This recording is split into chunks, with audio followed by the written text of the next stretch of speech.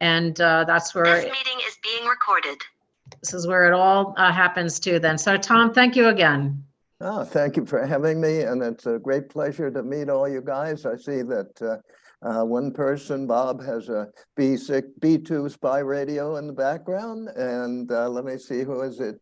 Jim, I guess it is, who has a bomb for breaking Enigma codes in the background. So great audience. And so nice to meet with you all. I'm going to take you back in time, way back to when I first got into ham radio, just to explain why I got into this stuff. And then I'm going to take you back a little further in time to World War II, and we're going to trace spy radios and spy radio operations and talk about the Enigma.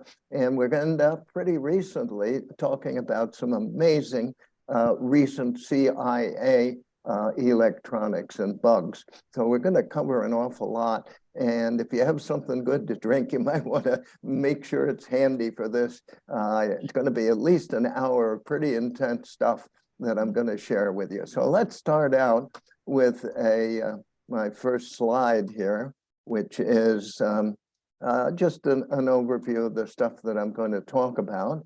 And I'll tell you a little bit about myself, just to give you a background. This is me at the age of 15. I just got my ham license at that point. I was KN2 DCY, a novice, and my daddy had a lot of money. So I went to Daddy and I said, "Hey, Daddy, I want a radio. I want a Collins." And he said, "Okay, kid, go ahead and buy one." So there I am with my 75A2 receiver, just having a ball. And I went down, I lived in New York City, went down to Radio Row, to Harrison Radio, and I bought the Collins. And then I went back to them and I said, "You know, I just got my license here. I want to buy a Collins transmitter." And Mr. Harrison said, "Sorry, kid, I can't sell you a transmitter, Collins transmitter. You got to build your own transmitter." And that was the best thing. Can you imagine a guy passing up a sale of a Collins transmitter, 32 V2, to teach a kid a lesson? It was the best lesson I ever got taught my whole life, and it's been with me ever since. On my, just to the left of me, you see the little transmitter that I built. That was my first one. It was an LDCO 75 watt with an 807 final. And since I had a lot of money, and Radio Row was, oh, let me get back here. I don't know how that got away. Sorry about that. We get up to here as Radio Row. Harrison Radio had the most astounding set of used equipment as well as new equipment. You can see just piles of this stuff. It was heaven for a kid, and it was only a subway ride away from me. And then every one of these stores had stuff out on the street. So it was a great thing. I couldn't resist. So within a year, my ham shack looked like this. And you see it in my background when we start talking. But I had the Collins receivers a little down on the left there, but I had built a pair of 813 kilowatt in a 6-foot cabinet on the left. I had a Viking Ranger on top of the Collins. I had a Hammerland HQ 180 sitting on top of the most amazing radio you may ever see. That thing with the 2 dials in the lower right is called a Hallicrafters DD1, Delta Delta 1 dual diversity receiver. And somehow I found that in an ad in QST at that point. And that is a radio with 2 front ends. You hook it to 2 different antennas, and you can then pick the strongest signal. And in that way, you're doing what they call diversity reception, much better way of receiving signals than just with one. So anyway, I was having a ball. And all this time, I was also just surrounding myself with all kinds of surplus radio, including spy radios. And that's how I got into the whole business of military radios, surplus radios, and spy radios. I just could share that with you. And at that point, next point, we're going to move on to looking at France, just as the Germans came in and occupied France. And here we are, German soldiers. Just picture a bunch of German soldiers marching into your town and just taking over. Not only they take over, but they took over everybody's apartments that they happened to like. So here's a truck outside an apartment, and the Germans have thrown out all the furniture from this apartment. It's being trucked away in the truck, and they've taken over this apartment and kicked the people out. And you can well imagine that people did not like that at all. So what happens when a country is taken over like that? And we find that after an invasion or occupation, the citizens of a country really fall into three categories. There are the do-nothings in the middle here, which of course are people that just try to stay out of trouble, don't say anything, don't do anything, and try and survive. On the left, we see the brave citizens that decide to join the resistance. These are the patriots, and they get involved in all kinds of active fighting and spying on the enemy that has invaded and occupied their territory. So in order to do that, they need radio equipment, and they need to be able to use that radio equipment to receive news and also to send intelligence to the allies who are supporting them. And in that case, it was England, and they had to be able to communicate with England. But for the most part, they didn't have any radio operators. So they had to rely on radio operators that were parachuted in. So on the bottom here, we see British trained clandestine spy radio operators. They're being trained, they're parachuted in to the country. And then there's the third group of citizens, and these are the collaborators, the traitors, and they're actively involved in spying on the resistance and sending information back to the invading troops or the invading government. And one of the things they do is hunt for the radios that the resistance is using. So there's this whole complex set of people spying on people and people trying not to be spied on. And that's what we're going to focus on for the first part of this talk. We see the resistance involved in active fighting. They managed to get some guns, and they would actively shoot at the enemy. They would set off bombs and attach bombs to railroad tracks. But the primary activity that they had was spying. And they would manage to get cameras into all sorts of strange looking things. Here's a woman with a Rolleiflex camera tucked inside her pocketbook. Unless you look pretty closely, you have to look closely to see that lens, but she's looking down into the viewfinder of a Rolleiflex, and she's taking pictures of the enemy installation, hoping that the enemy won't catch on. And by the way, the Germans just could not believe that women would be spies. And so they didn't pay much attention to women. If that had been a guy holding a suitcase or something, they would have looked pretty closely. But women just somehow didn't trigger anything in the Germans, and they got away with doing some wonderful spying. Here's a guy with a cigarette lighter lighting his cigarette, but the cigarette lighter is also a very, very fine little camera capable of taking pictures. And so these people are taking pictures, and here's a picture of a guy who decided to resist by parading with nothing on, and that was his way of protesting the clothes rationing that the Germans instituted when they came into the city. So all kinds of resistance going on. I don't know whether the Germans would throw him in jail or just laugh, but that was his way of resisting. And along with that, the resistance had to have some way of knowing how the war was going, because the Germans really didn't want the population to know what was happening with the war. And therefore, the resistance built radios inside of things, because if they were caught with a radio, they would be shot. So they had to figure out neat places to put radios. One of the most common was to put it in an old suitcase. So here's a typical radio receiver in an old suitcase. You can see it has several plug-in coils for different bands. And here are some of the other objects up at the top. They look pretty normal. We have an electric iron, we have a telephone book, and we have a leg from a piece of furniture. And down below, we see, taking them apart, that the electric iron has a 2-tube radio inside it. The telephone book has a radio inside it, and the furniture leg has a radio inside it. So all kinds of neat techniques. Here's a normal looking phonograph on the left, and you take off the platter and you look inside and you find that it has a radio receiver, both of those upper and lower pictures.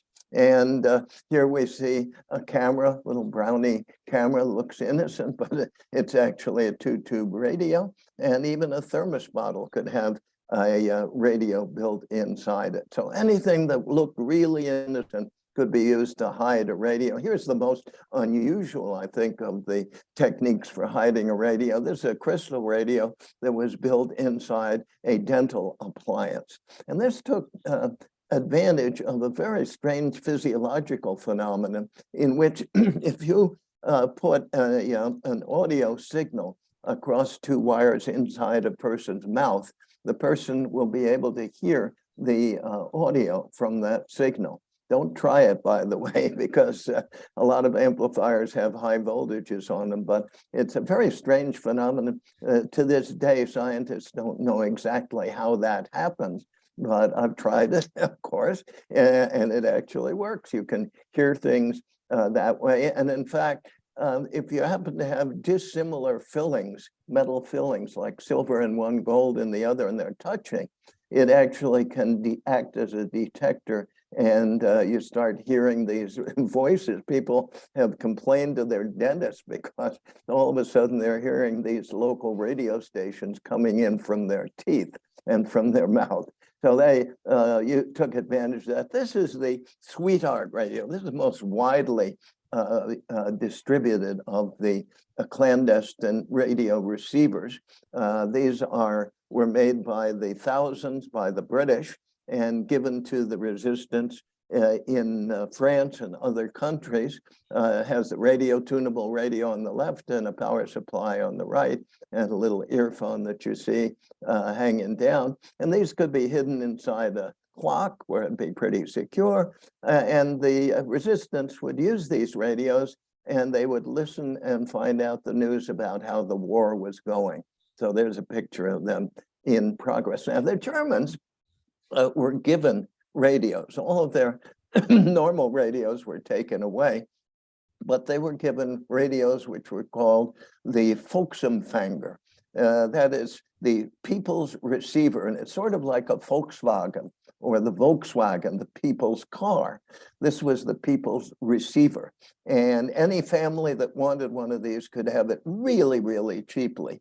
There was just one caveat. Every radio came with that little tag that you see down at the bottom, which said, "Thank you, but do not listen to anything but a German radio station." And the penalty was death if you did that.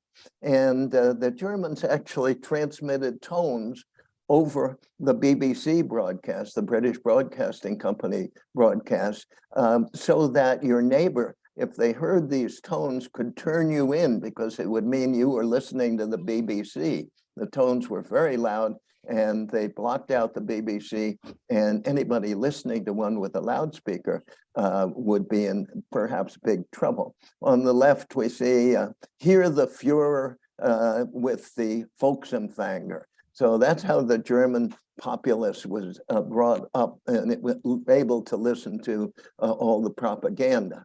The spy radio operators, these are the people that we talked about that came in and operated radios, were really faced with death. The lifespan of a spy radio operator was typically very short, on the average just a few months after they had come into the country, because it was so easy to find broadcast stations. But we'll talk about that in a moment.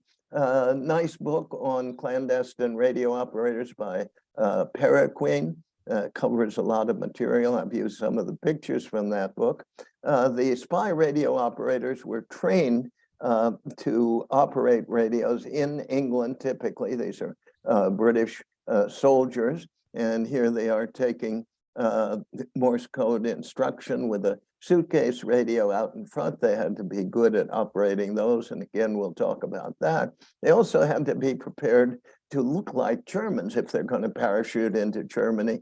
And the English had wardrobes, large rooms full of German uniforms that they could outfit the spy clandestine radio operators with. And the operators were called pianists because they were operating typically with Morse code and operating with keys like the keys of a piano. So the nickname for a clandestine or spy radio operator was a pianist.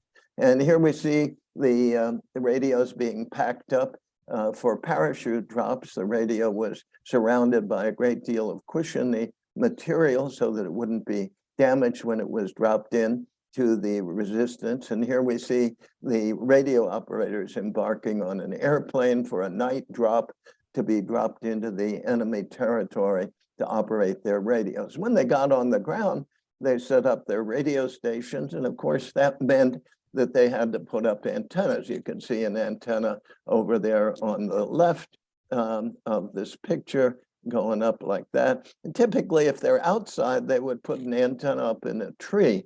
But if they were operating inside, they had a bigger problem. You can't just hang a wire out the window in an occupied country and not get shot. So here are a couple of more pictures of field operations. They would typically have one or two people with guns, like the guy on the left and the guy on the right, somebody watching for aircraft overhead, like the guy in the upper right, and a guy operating the suitcase radio set in the middle there. Here's another set of operators using a hand-cranked electric generator to power the radio and keeping a sharp eye for the enemy.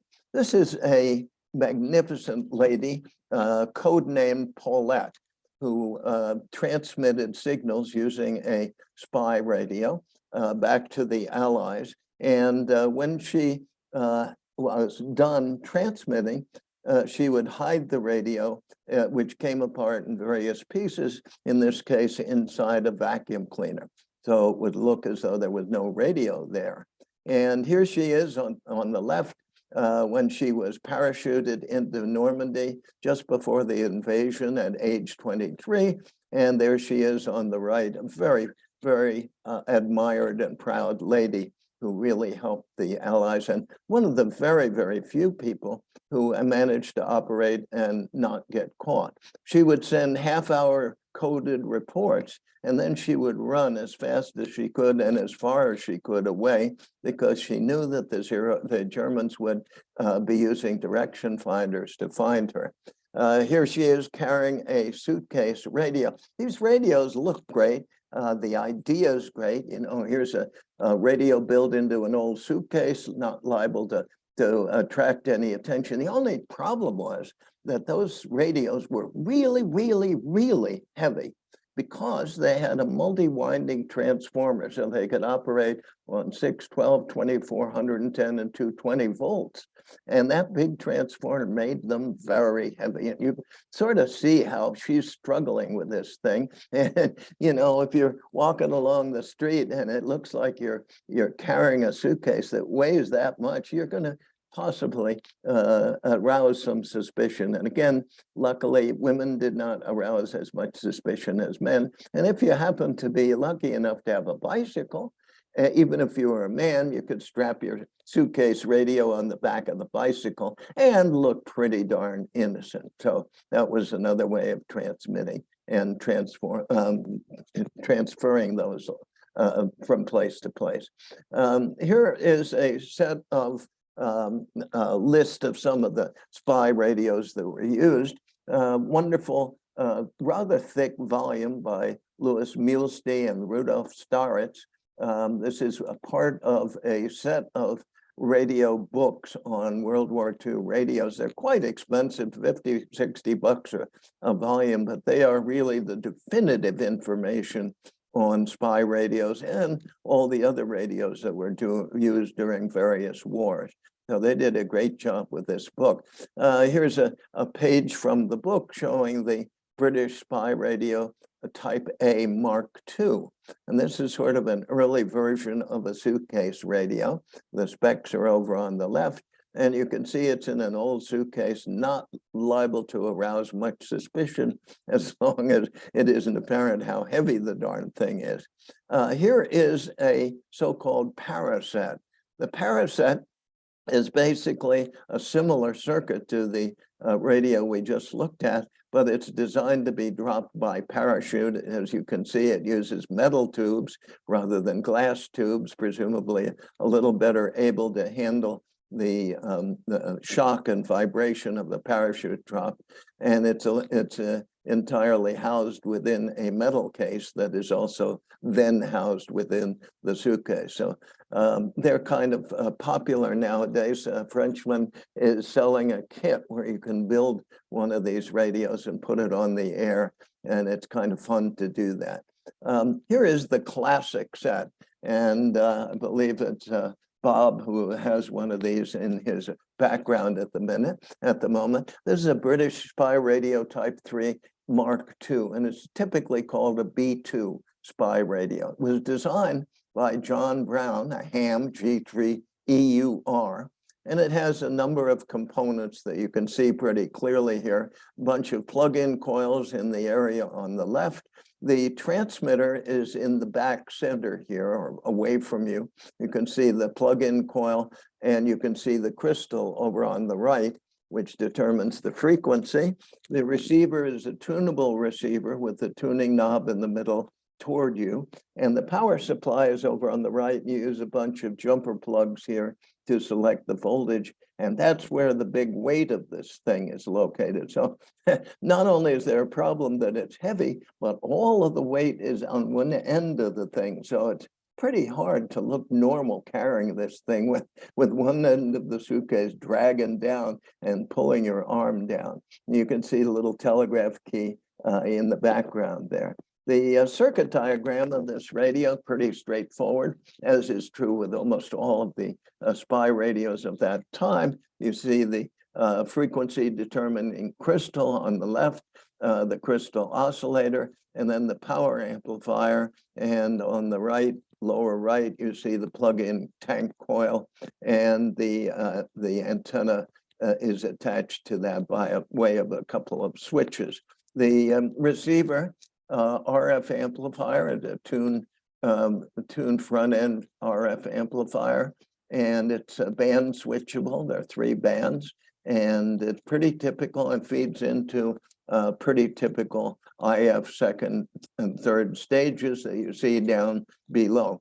The interesting part is the darn power supply, and I've drawn a little circle around that darn transformer, but you can just imagine how many windings and how heavy that darn thing was. Those days, transformers had heavy cores, and this transformer had to allow operation on 6, 12, and 24 volts using the vibrator that you see up at the top to increase the voltage, make it into AC and feed it through there.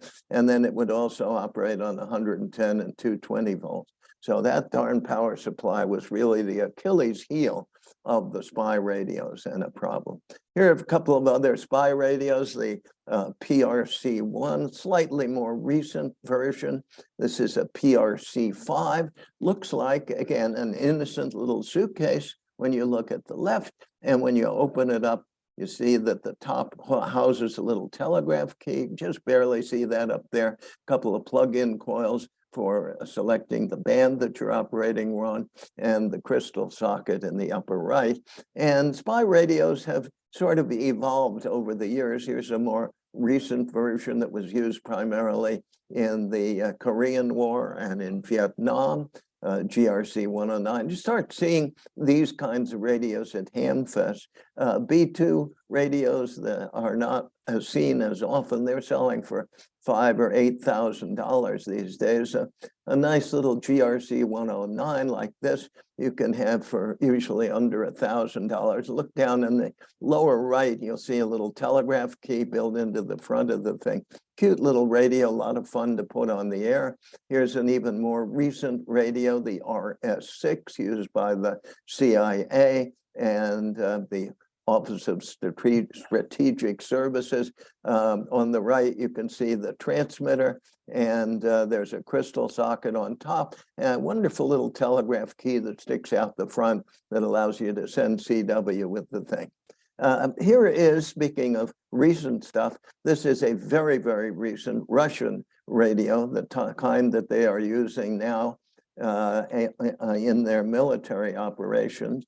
And these things show up at the big Friedrichshafen Hamfest that I go to every year in Germany. The Russians sneak these things over. They try to get some money, some euros, and they sneak these things in and they sell them to us at ridiculously low prices. You can buy a radio like this for maybe $200 or $300, and it cost an immense amount initially. And it's kind of fun to pick up these things and put them on the air. Here's another radio, experimental version of a spy radio meant to be used by a scuba diver. You float the antenna up on the surface, the microphone's built into the mask. As far as I can tell, this never went into production and maybe never even went into use because it was, I've never seen one in any of these surplus stores or any of the collections of radios. Here's another one that's always wondered about, sort of a doggy walkie-talkie. This dog obviously has a radio attached to it, and you can see that the dog has a set of earphones on that allow the master to talk to the dog, but then it seems as though the dog has a microphone too, and I can't quite figure that out. The dog trained to talk to the master, go woof woof. I don't know what to make of that, but yeah, I just thought I'd show you that as one of the strange things you come across when you're collecting this stuff. And this is sort of today's latest version of the spy radio. It's a Harris RF310. It's a handy talkie, but it's one heck of a handy talkie because it basically has an Enigma machine built into it in terms of its ability to encipher voice messages and data. So it's what you will see on the packs or on the vests of our soldiers. Whenever you see pictures of people in the military in foreign countries, they typically have one of these. And the Secret Service also uses this to protect the president. So this is the latest and the greatest of spy radios. Now we move on to the question of how do you go about locating spy radios and avoiding being located. And in Germany, the Germans had trucks on which they mounted rotatable loop antennas, and they're sort of a strange looking one on top there, but the operator inside could rotate that antenna on top of the truck and look at a meter readout and find a null, and that would give the direction to the signal that they were looking for. And if they got two trucks, like the direction finding receiver on the left and the one on the right, and got two bearings, where the two bearings crossed is the location where the spy is located. So they would send out trucks when they knew that a spy was operating in a city, for instance. They would send out these trucks, get a cross bearing, and that would typically give them the block in which the spy was located. And then they would use a portable direction finding receiver, like this suitcase direction finding receiver, to try to locate the spy. And you would rotate this suitcase, you could see the antenna in the suitcase, and use your earphones or a sense indicator to tell when you were pointed at or pointing across from the signal. This is one of the most peculiar of the direction finding sets that the Germans used. It is a so-called body-worn direction finder. And this guy actually is wearing his direction finding receiver, but he doesn't really want you to know that. So he's got his overcoat closed. But if you get him to do a flashing act like that, you'll see that he has secretly got a direction finding receiver mounted around his waist. Part of that stuff is batteries, part of it is tubes, and the antenna for his direction finding set goes down his two arms. And he walks along the street looking completely innocent, and occasionally he will glance at his wristwatch. And the wristwatch isn't really a wristwatch, it's a signal strength meter. The pointer on there actually indicating the amount of current going through this meter. And that allows him to watch his little meter, his wristwatch, rotate his body, and find out essentially when his body is pointing exactly at or across from the spy radio transmitter. So that's how they were located, and they were very good at locating these sets. So how does a spy then protect themselves from that? The best way, of course, is to hide your radio very well. And most of the spies that were set up inside would run antennas up a chimney inside the chimney so it couldn't be seen. But they would also limit themselves to very, very short transmissions. And as time went on and direction finding became better and better, the ability to locate these spy radios became better. And they then developed devices called burst encoders. And here's a very simple burst encoder. There's a stylus pen down at the bottom. And in order to send a letter in Morse code, you didn't have to use a key, which would be kind of slow. You just take this stylus and run it down one of those columns you see way over on the left, dit da. You can see two metal contacts, a short one and a long one in the leftmost slot. You just take your stylus and run it down there real quick. And if you used it very rapidly, you could send the message with this thing extremely fast, and it would not be on the air essentially long enough to allow the enemy to get a direction finding signal on you. The other thing that spies did was to encipher their messages. And here's a guy enciphering his messages using a hand cipher, where you take a page from a book and you use the letters in the page to help you encipher the message, write out a message, and then you hide it in some way and transmit the message, get it carried to some other location. And one of the ways of hiding messages was inside nuts or inside loaves of bread or other ways. The secret agent Tate was caught with his spy radio in England. Matter of fact, all of the German agents that parachuted into England and started sending secret messages back to Germany were caught. And here is a picture of Tate. And when a spy was caught, he was given the opportunity to either cooperate with the British, who had just caught him, or be hanged. So you had two choices. You can either cooperate with us or we'll kill you. And he was smart enough to cooperate. He told them how he did this. And he also showed them a code wheel that he used. And this is a technique for hiding his messages and making the message undecipherable to someone who didn't have a similar code wheel. And this is actually the beginning of the technology that the Enigma uses. The Enigma is really just a code wheel, like the one on the left. The one on the left has a plain text around the outside and a ciphertext around the inside, and you can rotate the inside dial or disk to match up with letters on the outside, and that's known as a day's key.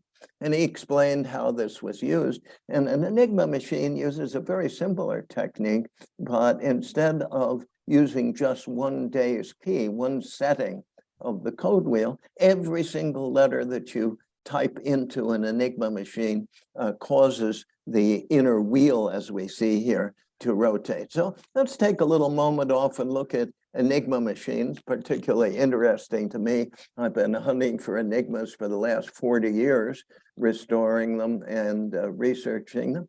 The Enigma machine was just plain too heavy for spies to actually use. So they used code wheels, but the spy masters would sit around with their Enigma machines, and they would use them to communicate with other spy masters and with the central government of Germany and discuss things about the spies. And in fact, they actually used the Enigma machine to encode a lot of information about the spies. And when the British learned to decode the Enigma using the Polish technology, the Poles actually taught the British how to decode Enigma machines, then it was possible to read these messages. And if you're reading the messages from spy masters who are just telling you, well, we have a spy located at the corner of such and such street and another street, then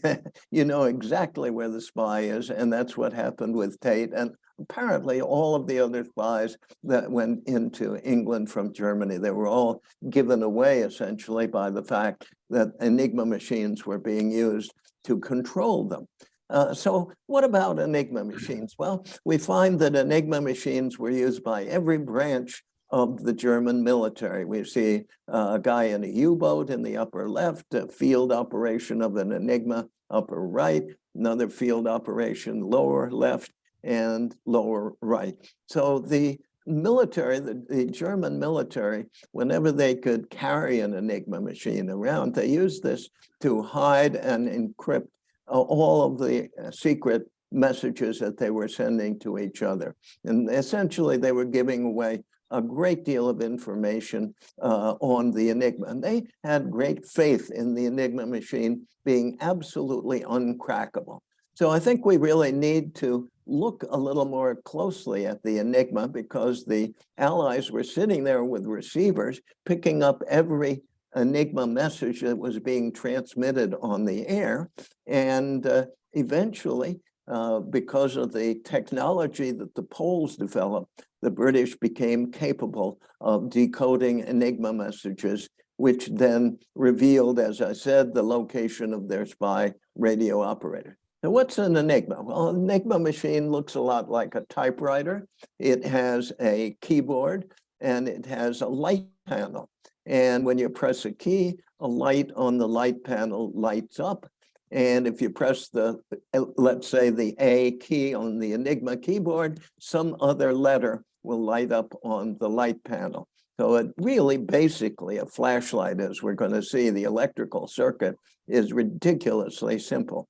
It also has a little plug board on the front, which allows changes to its wiring. And it has a set of rotors in the back that rotate every time you put a letter into the Enigma and changes the circuit. Now let's look a little more closely at the Enigma. It's really very, very, very simple. It has a total of only 80 wires inside an Enigma. It's modular. You can take the keyboard off the front, the light panel on the left, and the plug board on the right, and you can easily fix any problems with it, although it was generally so well made that it didn't have any serious problems.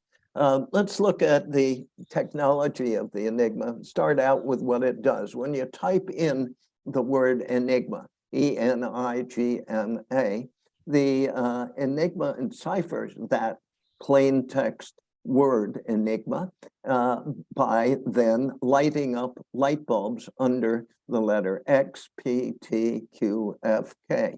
So X, P, T, Q, F, K becomes the Enigma coded version or ciphertext version of the plain text word Enigma. Now, if you take another Enigma machine or the same Enigma machine and you set it to exactly the same starting key or starting position, and you type in XPTQFK, you find that that Enigma will then decipher the message back to the original word. So an Enigma machine is capable of enciphering a word into a bunch of letters that are ridiculously complex, and then deciphering those letters back into the initial word. How does it do that electrically? Well, first of all, mechanically, we look at it. When we type the letter A by pushing down the keyboard key on the left, we find that a light bulb will light up on the little light bulb panel there. And so when you type in the plain text letter A, the light bulb in this case under the letter H lights up. And we've now enciphered the letter A as an H. Really, basically no more complicated than a flashlight. So let's look at the wiring diagram that does that.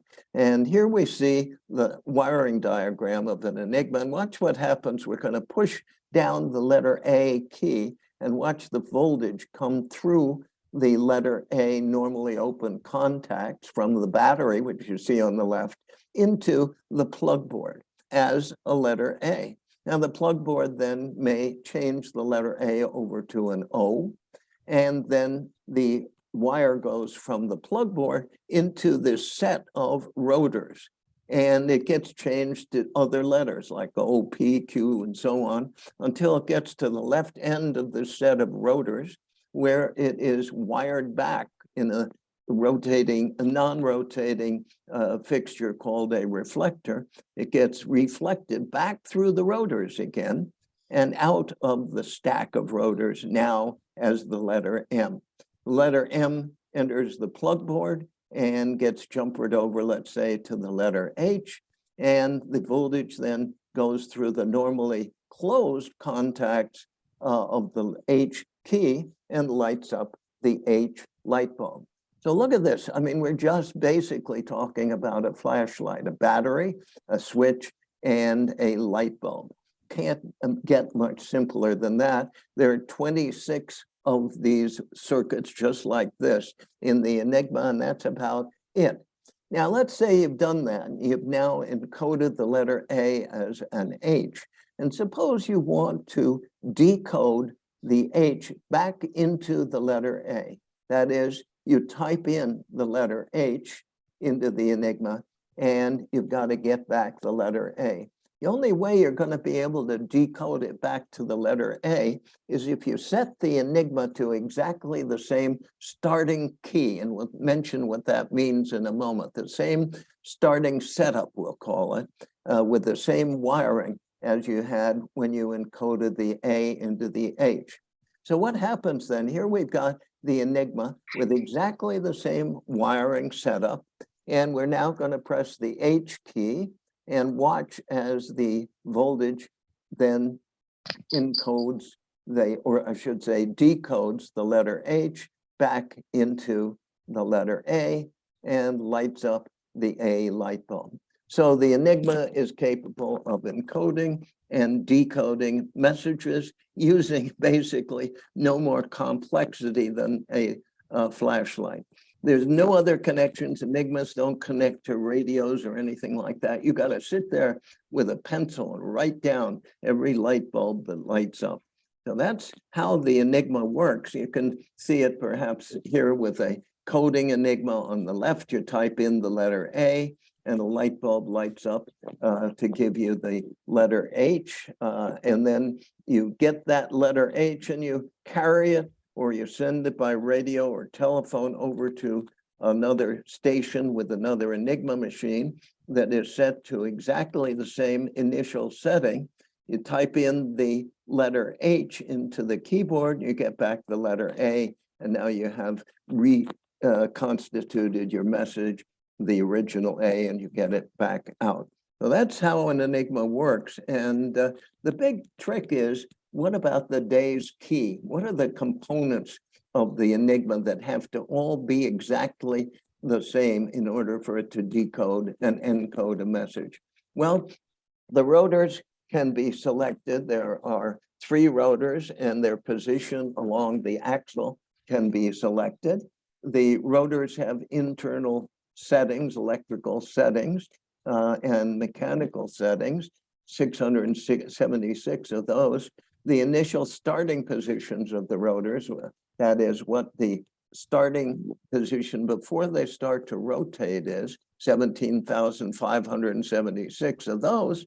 And then there is the plug board on the front with 5 times 10 to the 15th power possible plug board connections. Those plugs on the plug board can be anywhere from 0 plugs to 13 plugs, plugged into any of the 26 sockets. So it's kind of complicated. And if you look at the total possible number of days keys for an Enigma machine, a 3-rotor typical Army or Air Force Enigma, it is 10 to the incredibly high 114th power. Now, your chances of winning the lottery are only 10 to the 8th power in order to win a lottery. So this is an amazing number. Let's look at what that number means. This number 10 to the 80th represents the number of atoms in the entire universe, 10 to the 80th power. Now, with an Enigma machine, all of a sudden, we're talking 10 to the 114th power, and that is 1 followed by 114 zeros. There isn't even a word to describe a number that big, so you have to use scientific notation like 10 to the 114th power. And what that means is that the Germans were absolutely certain that there was no possibility that the Allies would be able to figure out which one, literally one, of the possible 10 to the 114th power settings had been used on an Enigma machine to encode a message. And that's why the Germans were so confident that it couldn't be cracked, and why it was so difficult to eventually crack it. Here's a picture of me working on Enigmas. It's really neat because they are literally no more complicated than flashlights. So you have a bunch of Enigmas that are broken, you're just fixing a bunch of flashlights. Anyway, I'll be happy to answer questions that you may have about Enigmas. Just want to move on with spy stuff. I have a whole nother talk on Enigmas, but Nancy told me you wanted a little more information about Enigmas in this one, so I threw it in. Going back to spies, here's a German clandestine spy radio station. This guy was operating in New York City, pretending it was a ham. You can see the helicopter's radio and the helicopter speaker on the right, and his dog. He looks pretty innocent, and he had taken up residence in that apartment way up on the top of that building, and he was using very, very fine wire for his antenna, and he was picked up using direction finding, of course, and eventually he was executed for having sent back messages to Germany from that location, but right smack in the middle of New York City. Absolutely amazing. At the end of the war, the people in France were given back their radios. That made them, of course, very, very happy. And ultimately, we got to the situation that we're in now. And I just want to move on to talk a little bit about what is happening in modern day communications, and talk a little bit about the Cold War and how the Russians developed various kinds of technology for bugging places, putting hidden microphones in place. And most of this research was done by Paul Rubers and Mark Simons. Their wonderful website is cryptomuseum.com. And I'm just going to run through some of this before we end. Hidden microphones came in all kinds of different shapes, of course. One of the most common was a wristwatch, which was actually a microphone that fed into a little tape recorder that a person would have in their pocket. Here's a microphone that is built into a little square box with an antenna coming out of it. This is a radio transmitter, and the microphone and the transmitter were small enough to fit inside the knot of a necktie, with the antenna following the band of the necktie around the person's neck. So the person could walk into a room and pick up all the information, vocal information in the room, and be transmitting it off to a receiver at another site.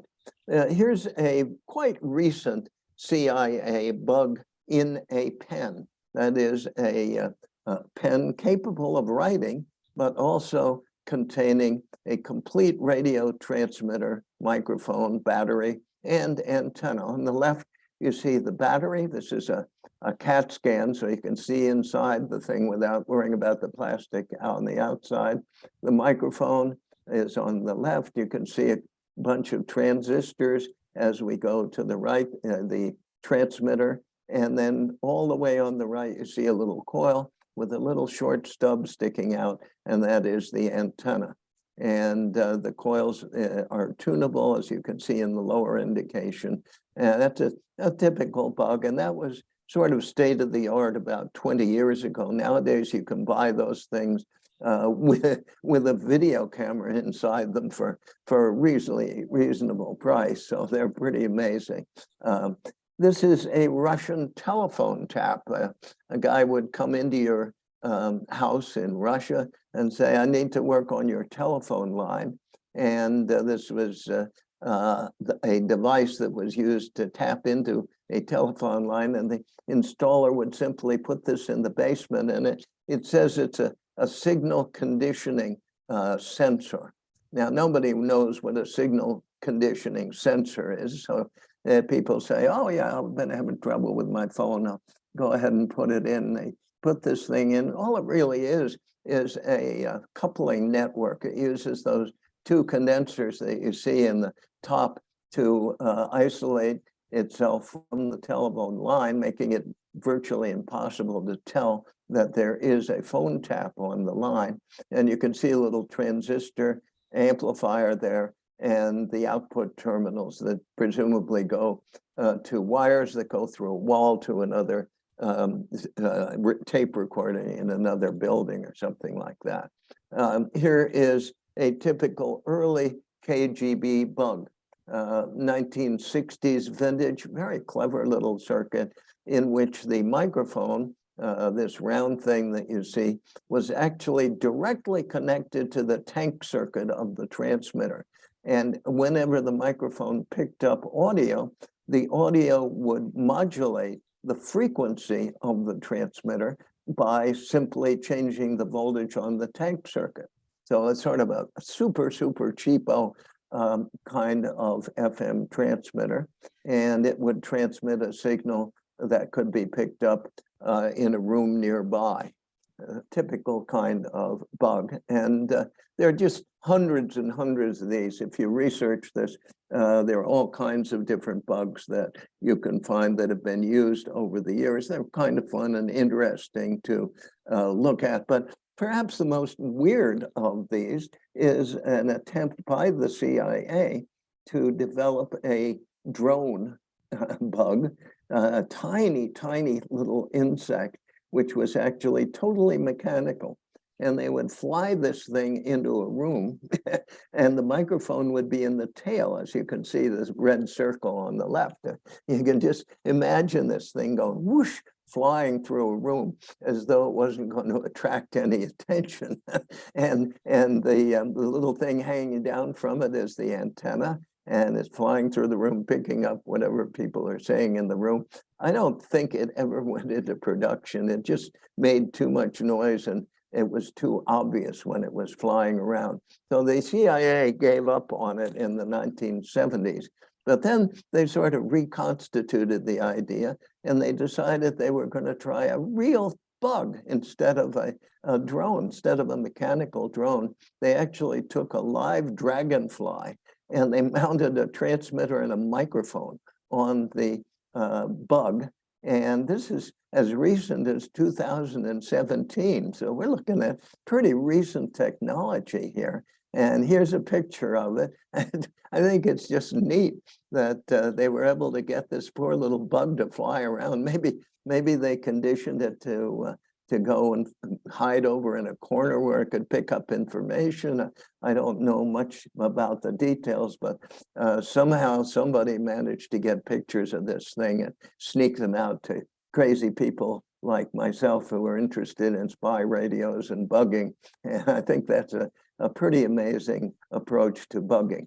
Now we look at a very interesting historical set of events that started in the US Embassy in Moscow. And here's how it started. The Great Seal of the United States is a wooden seal about 2 feet in diameter, very roughly. And it was presented by Russia to the United States as a welcoming gift for their embassy when they built their embassy in Moscow. So the Americans built a new embassy in Moscow, and the Russians, out of the goodness of their heart, gave this great seal to the United States Embassy. And of course, the people in the embassy looked it over very carefully. They couldn't find anything, no hidden transmitters in it or anything. And it was donated to the United States in 1945. You remember, that's right at the end of the war, and Russia's sort of saying, thank you, United States, you helped us win the war against Hitler. We're giving you this great gift. It was not until 1952 that the CIA discovered that this great seal actually had a tiny little bug inside it. And they were so embarrassed about this that it was not until 1960 that they revealed this publicly. So it's kind of a funny series of events in which the bug was donated in 45, found by the CIA in 52, and revealed to the public in 1960. Now, the weird thing about this device is that it has no batteries. It's a radio transmitter. It's picking up signals. It's transmitting signals, but it's doing it passively. No electronic parts at all, zero. How can that be? The Russians had developed a technology that was 100% totally new.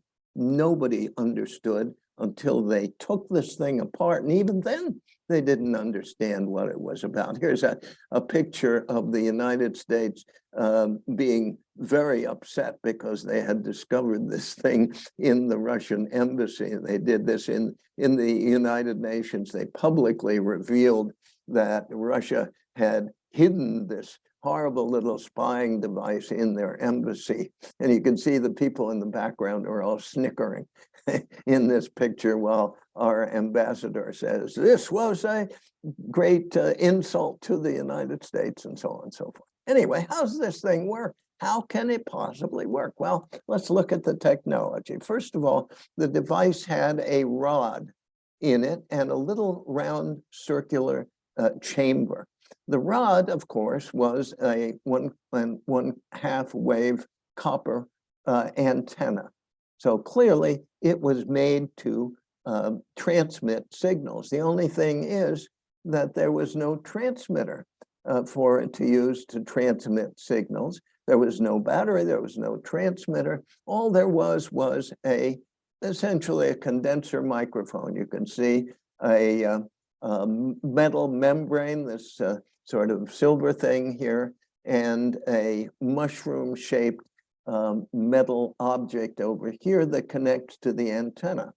And what actually happened was that the membrane, the microphone membrane, vibrated, of course, when any sound struck it.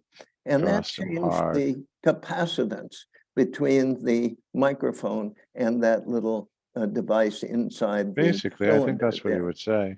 And you will find that that has an interesting effect then on the overall tuning of the antenna. The device is activated not with its own power or with its own energy. It has to be activated externally by a transmitter. So in order for this thing to work, you have to transmit a high-powered signal that then impinges on the antenna. And the signal, the antenna then is caused to resonate essentially at the frequency that the energy is imposed on it. But at the same time, its frequency of resonation is being changed by the audio signals that are changing the capacitance to the device at the bottom of the antenna. And so the effective resonant frequency of the antenna is changing at an audio frequency. And you can see down the lower diagram here that the intelligence that is being detected by a receiver is dependent upon the measuring essentially the resonant frequency of this antenna, which is being modulated by audio. Totally new technology, magnificent. So the United States then decided, okay, we can turn this around, use it on the Russians. And they instituted Operation Easy Chair, in which the United States decided to bug the Russian embassy in The Hague in 1958. This is before they had revealed that this thing existed, but after they had figured out how it works. And we have the Russian embassy that we see on the left, the little area circled in red, and we have another embassy on the right where the transmitter is being housed that's going to radiate the Russian embassy and cause the passive device in the Russian embassy to emit signals. So here we see a picture of a desk that the United States arranged to have delivered to the Russian embassy. They didn't make a gift of it. They just got in touch with the company that made the desk. And while the desk was being made, they inserted a vertical antenna into the leg of the desk. And at the top of the antenna, you can see there's a little microphone up there. And in the middle of the antenna is the device that changes the microphone audio into a change in the resonant frequency of the antenna. Now, this is built into this desk. The desk is shipped off to the Russian embassy in The Hague in 1958, and it's installed in the Russian embassy. Now, that's a long distance. If look at the map here, you see that the Russian embassy on the right is 125 meters from the house that is going to pick up the signals. That's what, a football field and a third or so. It's just a good hefty distance for a radio signal to travel. And of course, we have the inverse square law where the strength of the signal strength drops off as the square of the distance. So it's hard to get a signal from a little thing like that over a distance of that type. In the transmitting station, there were windows that we see up at the top there and a little staircase up to the room.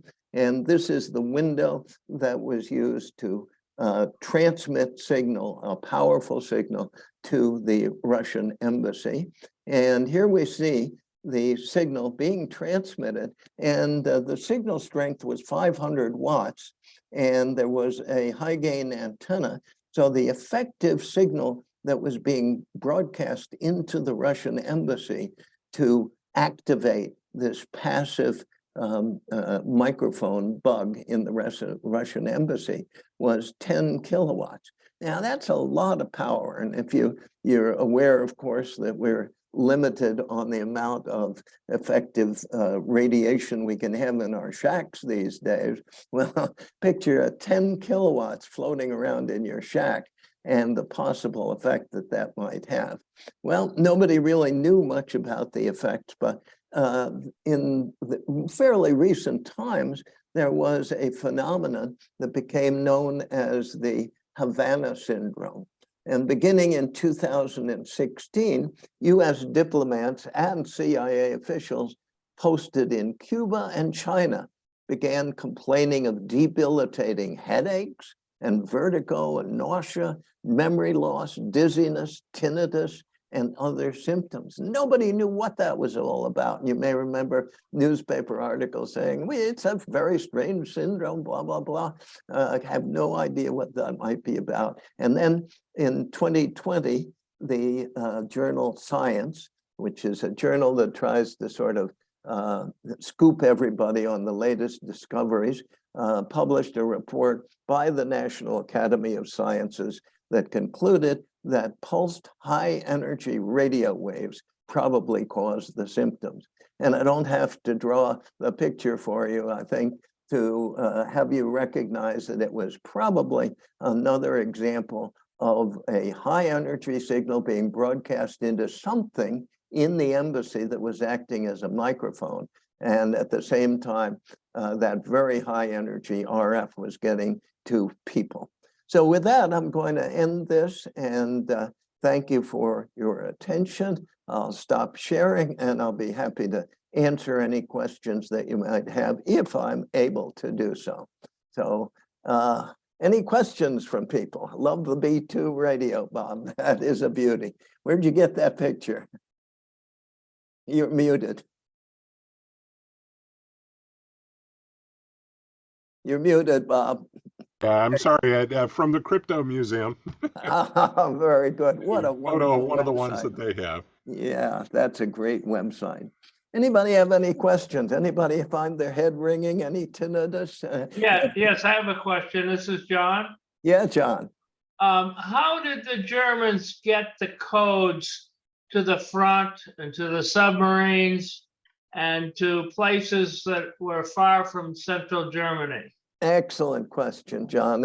I would have answered it if this was an Enigma talk, and I knew someone was going to ask it. The answer is that there was a code book that was published every month, and it gave the exact settings for every day of the month. And that code book, believe it or not, was distributed physically to every single location where there was an Enigma machine. And it was distributed under heavy guard. And when a submarine was sent out on a patrol, it would be sent out with a code book for either 1 or 2 months worth of codes. And that code book would give the code, one out of 104, 10 to the 114th power settings for each day that the Enigma was being used. So that's how they did it. And that is also one of the ways that the Allies managed to crack the Enigma. Every once in a while, they managed to capture a code book. Once or twice, they were able to get one off a submarine. It's hard to capture a submarine and not have them. The Germans had it so they could very quickly pull the plug on the thing and sink it. And they also had their code books printed in water-soluble ink so that any drop of water on the code book pages would make them unreadable. So it's pretty hard to get a code book off a U-boat, but a couple of times in the war that was done. That gave people the settings for a month, and every once in a while a code book would be captured somewhere else and they'd get settings. But the real cracking of the Enigma was not in finding the code book. One of the great tricks that the Poles developed while they were learning to crack the Enigmas. Polish mathematicians cracked the Enigma 6 years before the beginning of World War II and long before the British had any idea. And then they gave that information to Turing and the British and so on. But one of the techniques they developed was to try finding a typical part of a message that was going to be the same every time the message was sent from a particular station, like a person would sign off with their call letters or a person would sign off the message with Heil Hitler. And if you could be sure that the message contained Heil Hitler at the end, that would help you in cracking the code and figuring out the day's setting. That any help, John? Yes, thank you. Appreciate it. Tom, on the, if I could, on the secret device that the Russians used, what was the frequency range of that thing? Do you know? Was that the spy radio we're talking about? Yeah. They have spy radios on all frequencies, typical HF stuff ranging from about 1.5 to 18 or 20 megacycles, and plenty of VHF and UHF stuff. So depending on which radio, that particular one was an HF radio, and I think it would normal HF range 2 to 20 megs or something like that. Okay, thank you. Yeah. And Friedrichshafen is an amazing place to go. It's a huge hamfest. For those of you who've been to Dayton, it's sort of a worldwide version of Dayton. The neat thing about it is they have equipment there that you've never seen before, like all the Russian stuff. And you find just tons of German World War II military spy radios and so on there. It's a really wonderful hamfest to go to. Unfortunately, it's in Germany, so it's a little bit of a trek, but I go there every year. The first Enigma I ever found was sitting on a guy's table right next to me in that hamfest way back in about 1979. And I was thinking to myself, do I really want to buy this thing? It's so expensive. And I finally said, oh, what the heck? I'm never going to get one any other way. So I bought it. And then I started reading about Enigmas and learning about them. And then I realized that the value of Enigmas was going up and up and up, and started selling them to various people. And it was an amazing ride. The thing that drove the value of Enigmas from about $75,000 a piece up into the $500,000 range was when one of my Enigmas appeared in the movie Imitation Game.